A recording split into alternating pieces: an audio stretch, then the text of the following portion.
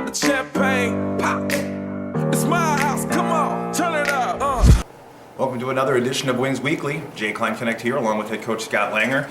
Coach, a couple of games, Friday night off, but it was middle of the week game against Brookings there at the Larson Ice Center. Very back and forth game. Had the lead in the second, and of course ended up falling to the Blizzard. But in a very exciting game, and really could have went either way. A lot of good things that can be taken away from that matchup, I would imagine. It seemed like the first 10 minutes of the first period kind of was in favor of the Blizzard, but then your Wings kind of warmed up and really kind of took control of the latter half of the first, and then, as I mentioned, the second, a very strong period for them as well. What do you take away from that matchup there against the Blizzard? Well, I mean, we talked about it. You can't exchange chances against Brookings. You know, they're a team that is pretty deep and they skate really well. And you know, we dug ourselves a hole there with a really bad goal there, the first one. You know, kind of takes the wind out of your sails when that happens. And but our guys did show fight. I mean, obviously we ended up out shooting them. We actually ended up out chancing them, and we, you know, had 3 power play goals on 5 chances. So there was some good, but the negative part of it is we gave up, you know, 3 power play goals on 5 chances. So I mean, again, we were just exchanging back and forth, and they ended up winning the sprint, so to speak. So you know, it's a game that we certainly need to have top shelf goaltending in, and we definitely got to block a lot of shots, and I don't think that we did a great job in those areas. Well, you mentioned the goal that was scored early on was just a fluke goal. I mean, it was shot from down below the goal line, just an impossible angle, just a bad break kind of deal. But like you said, out shooting them, out chancing them, certainly some high points, I guess you'd say. Kind of a weird game in one aspect too, that both teams go in with the top 5 penalty kill in the league, but yet, as you said, 6 power play goals scored in that particular matchup, and it's just kind of one of those nights, I guess, where things weren't on paper or anywhere else weren't necessarily the way you thought that they might go or the way they might be. Is that going to be? Do you think? Well, and we're have Blizzard coming up this Saturday, Friday and Saturday, so you know, we'll get to that. But do you think that that's kind of the way the games with the Blizzard are going to go each time you meet them, just kind of a shootout?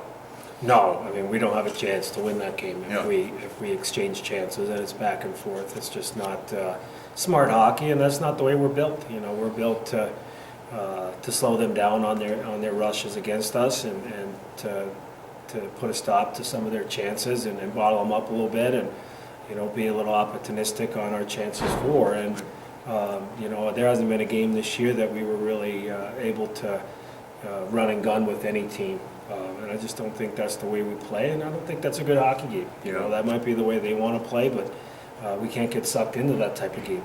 You know, we have to be responsible defensively and not give up those big chances. You know, we gave up a few of them. I mean, you know, I think at one point they had a 4-on-1, you know, on their power play. You know, we missed the shorthanded opportunity, went wide, and it was just, you know, things like that you really have to be disciplined against them, because they can hurt you really quick on their attack. Right. Well, you guys have been showing a propensity to score some goals in short periods of time as well here as of late, allowing some goals, but certainly as we talked about, being able to score and put them up as well. We move on to Saturday night, back home for a change, against the Minot. Now that part hasn't changed, but a good hockey game, a great crowd on hand, and you guys end up going to overtime and end up taking the 2 points from the division leaders.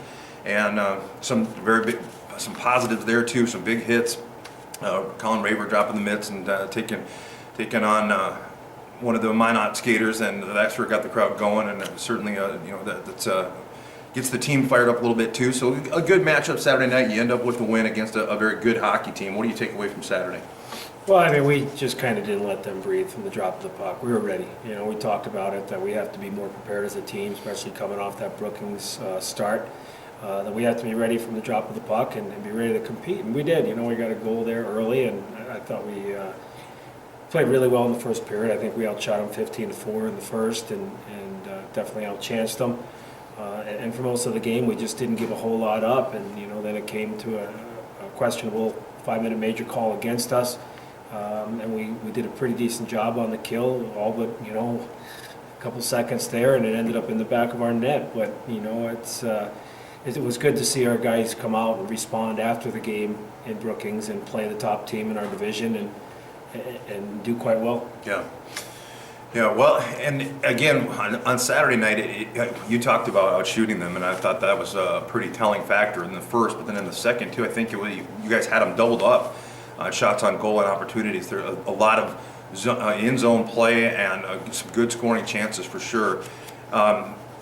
If there's anything you can change about that game or about the Blizzard game, I mean, anything that your direction, I guess, maybe that is what I'm looking for, where you want to see some improvement, I guess. Well, I mean, it's two different games. I mean, we talked about the Brookings team. You just can't play run and gun hockey against them. You got to play smart and sound defensively. I think by now you see that we have the ability to score some goals, and we do it by committee, and and we're doing a good job there. Yep. But there's no way you can give up 4 goals in a game or more and really win at this level. Not in our division this year. Right. And it might not take away. That's the way you got to play that team. You got to put it to them right away and put them on their heels. They're a good, talented hockey team. And I like the way our guys played. They played the entire game, 60 minutes. There was no letting off the gas in that game. And, unfortunately, it had to go to overtime. And we responded. Andy Carroll didn't sit back. He made a couple nice plays there and got rewarded for it and got the OT winner. Absolutely. Big win for the Wings on Saturday night. Well, we'll take a quick break and look at what's to come for the Aberdeen Wings when we return on Wings Weekly. Let's make a taco. No, seriously. Start with a tortilla, soft tortilla. Warm it, kiss it. Don't kiss it. Chicken? How about tequila lime chicken? Now we're cooking. Slice this, peel that, snip those. Salsa? Verde. Cheese? Cotija. Oh, forgot to mention. Guac. That's better. See, anyone can make a taco, but we're not anyone. We're Qdoba, and these are knockout tacos. Qdoba Mexican Eats. Choose flavor. Welcome back to Wings Weekly. Jay Klein Connect here, along with head coach Scott Langer, as we kind of rehashed, I guess, the last week of hockey, and now looking forward to the Blizzard again, both Friday and Saturday night, a homestand here at the ODI Center. Hope to see everybody come on out for that one, of course. And you talked about it, Coach. You're not going to win a shootout kind of game against the Blizzard. They're a fast-paced, deep team.